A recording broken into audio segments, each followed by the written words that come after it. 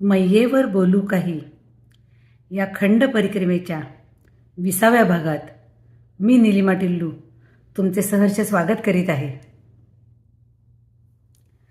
आपण जयंती मातापासून पामाखेडीला पोचलो होतो. जयंती माताची मूर्ती भव्य आणि सुंदर आहे, ती मला आठवत होती. आता आम्ही पामाखेडीच्या आश्रमात आलो. 2:30 वाजले होते. जवळजवळ 6 ते 7 तासात आम्ही 13 किलोमीटर अंतर पार केलं होतं. तेही जंगलातलं. पुढे लोक जायचे आणि थांबायचे. आम्ही मागून गेलो. जसं आम्ही येताना दिसलो की ते लगेच पुढे जायला सुरुवात करायचे.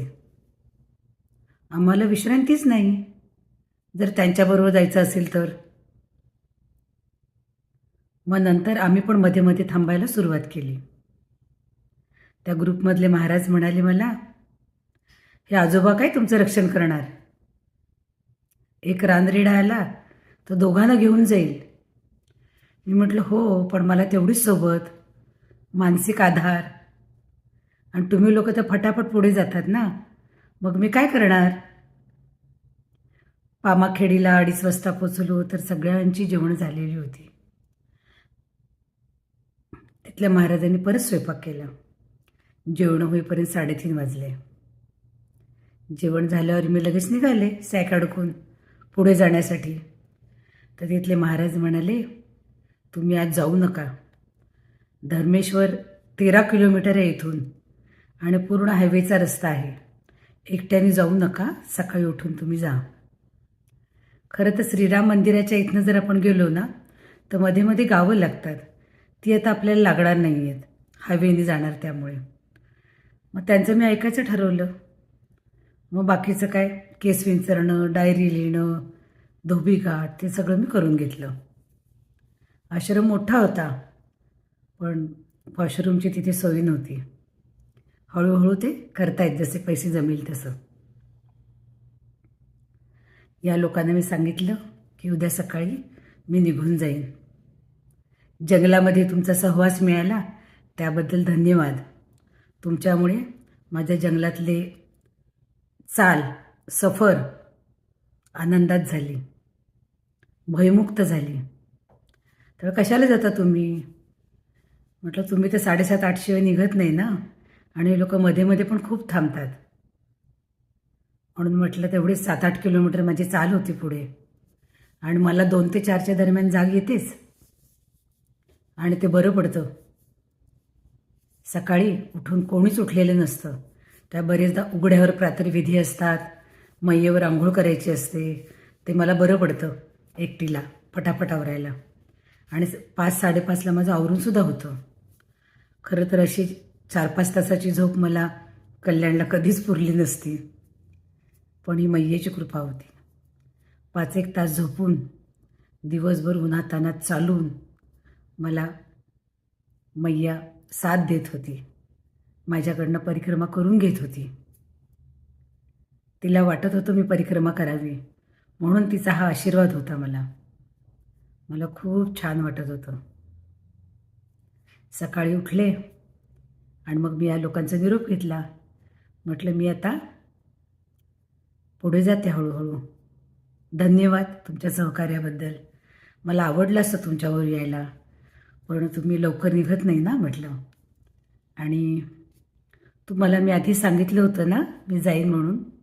खरं तर ते एक आजोबा सोडले तर सगळेजण माझ्याहून 10-15 वर्षांनी तरी लहान होते, पण उठायचेच नाहीत 6च्या आधी. माझ्या आधी झोपायचे. बरेचदा मी डायरी पूर्ण करत असायची आणि उशिरा झोपून लवकर उठायचे. पण त्यांना ते नव्हतं. ते म्हणाले आम्हाला काही नाही, आम्ही काही 4 महिन्याच्या ऐवजी 5 महिन्यात परिक्रमा करू, आम्हाला काही जायची घाई नाही आहे म्हणाले. त्यांची शेतीवाडी होती, त्याची कामं झालेली होती आणि ती मॅनेज पण होत होती इथून. त्यांचा निरोप घेतला आणि सकाळी बाहेर पडले. सडकच होती, हायवेलाच लागलो होतो.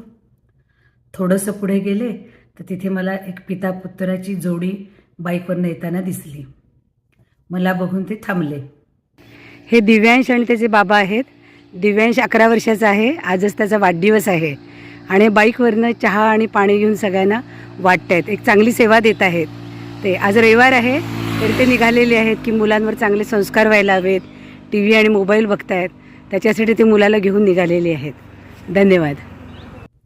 त्यांची खूप चांगली सेवा आहे. त्याच्यानंतर पण 1-2 जण भेटले मला. तेही असे काही ना काहीतरी परिक्रमा देत होते आणि पुण्य कमावत होते. त्यानंतर एक सायकलवरनं शेतकरी आला, थांबला, 2 पेरू दिले मला आणि पुढे निघून गेला बाकीच्या परिक्रमावासींना द्यायला. अर्ध्या तासाने परत तो आला.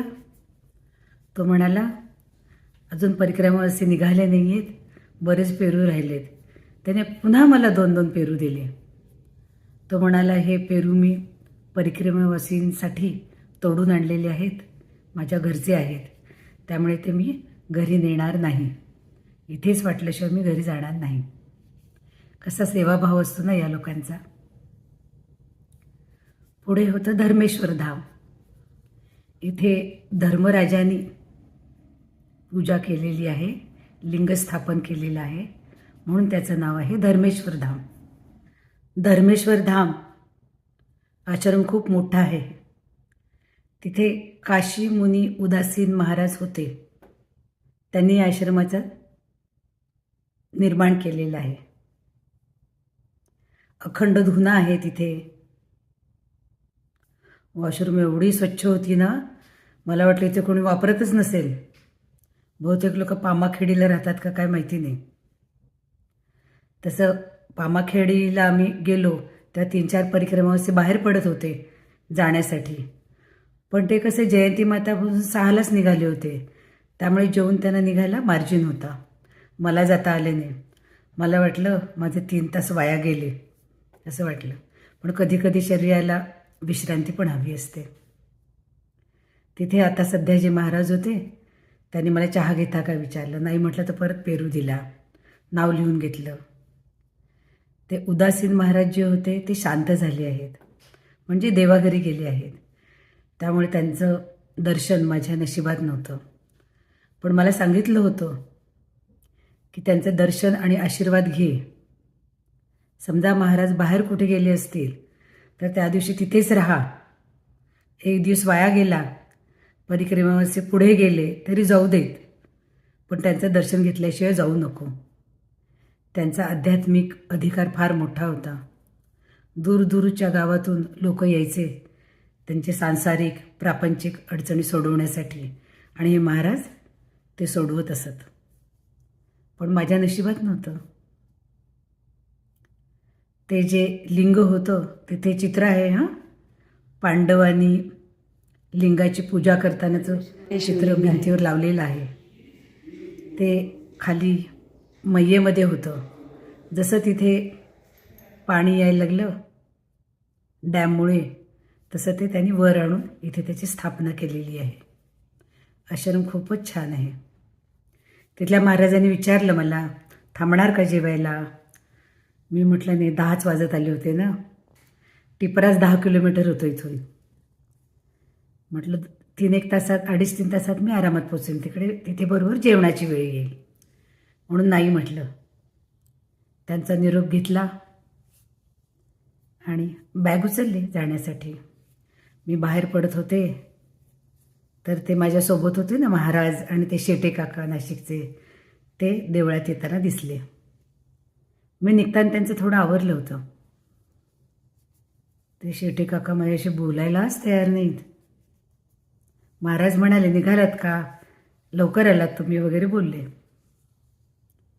शेटे काकांनी मी जे फोटो काढते ते कुठच्या तरी मुलीला पाठवायला मला सांगितले होते. पण माझा तेव्हा व्होडाफोनचा फोन होता. माझे फोटोज माझ्या मिस्टरांना जात नव्हते. 4-4, 5-5 वेळा पाठवायला लागत होते. तेव्हा कधीतरी एकदा पोचायचे. आणि त्यांनी जिचा पत्ता दिला, मला फोन नंबर दिला होता, तिला पण मी पाठवण्याचा प्रयत्न केला. पण 4-5 वेळा पाठवून काही गेले नाही. तर त्यांना वाटलं मी फोटो पाठवत नाही, म्हणून त्यांना राग आला होता. खरं तर ते इंडस्ट्रियलिस्ट होते.